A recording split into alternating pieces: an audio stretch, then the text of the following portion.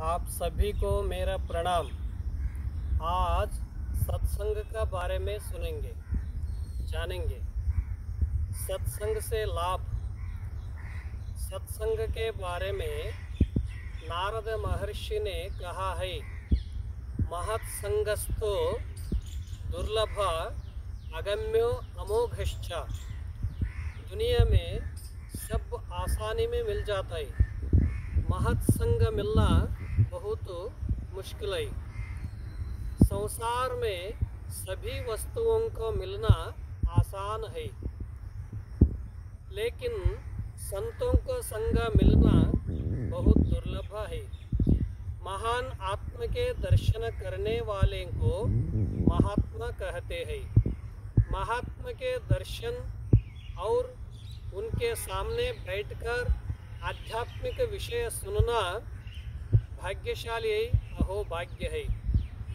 महात्मा सत्संग में अपने तप, ज्ञान और साधन के अनुभवों को कहते हैं।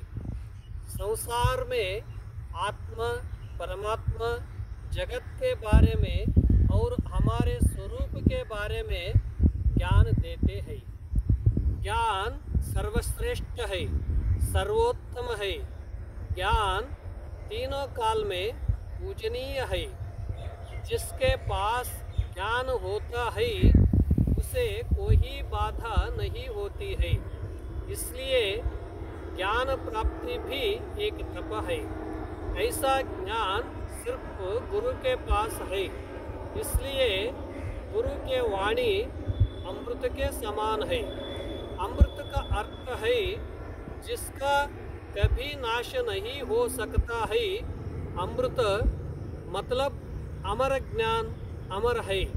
इसलिए अमर ज्ञान की प्राप्ति के लिए संतों के पास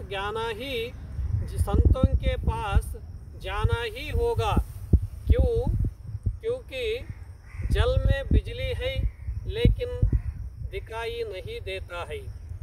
दूध में घी है लेकिन दिखाई नहीं देता है। मिट्टी में फल और पुष्प है लेकिन दिखाई नहीं देता है। शरीर में आत्मा और परमात्मा है लेकिन दिखाई नहीं देती है। यह सब दिखाने वाला महात्मा है। सत्संग से यथार्थ ज्ञान होता है, मस्तिष्क में शांति मिलती है। संसार में दो संग है, एक कुसंग और दुसंग और सत्संग है। सत्संग है, एक है अच्छाई और एक है बुराई। कुसंग से मनुष्य की परेशानी बढ़ जाती है। उसे दुख, तकलीफ, मान और अपमान होते हैं और रोग भी हो जाते हैं। सत्संग के संग से जीवन में खुशबू आती है, खुशी और प्रसन्नता मिलती है। जैसे चंदन से खुशबू आती है, पुष्प के संग से की सुगंध आती है, जल के संग से शीतलता मिलती है, ज्योति के संग से अंधकार दूर होता है। इस तरह महात्मा का संग से हमारा जीवन रोशनी हो जाता है। सत्संग से मन की शुद्धता मिलती है और मन अटल होता है। मन की चंचलता दूर होती है और मन का दोष निवारण होता है। प्राचीन संस्कृति, तत्वज्ञान और देवता का बारे में ज्ञान मिलने से हमें मुक्ति मिलती है। हमारा जीवन सार्थक और सफल होता है। गुरु शिष्य परंपरा प्राचीन काल से चल रहा है। सत्संग भी प्राचीन काल से चल रहा है। हमारे जीवन के लिए प्रत्येक क्षण महत्वपूर्ण है। समय को व्यर्थ में गंवाना नहीं चाहिए। समय का सदुपयोग करना चाहिए। इसलिए सत्संग बहुत आवश्यक है। सत्संग से मनुष्य को नया जीवन मिलता है। हमारे जीवन में संतोष, संतुष्टि और आनंद मिलता है। जैसे एक बार के स्नान करने से हमारा शरीर शुद्ध नहीं हो सकता है, उसी प्रकार एक बार सत्संग करने से हमारा मन शुद्ध नहीं हो सकता है। इसलिए हमें रोज सत्संग करना चाहिए। सत्संगत्वे निस्संगत्वम, निस्संगत्वे निर्मोहतत्वम, निर्मोहतत्वे निश्चलतत्वम, निश्चलतत्वे जीवन मुक्तः, गोविंदम भज गोविंदम, ऐसा आदि गुरु शंकराचार्य ने कहते हैं। सत्संग से मन निसंग होता है।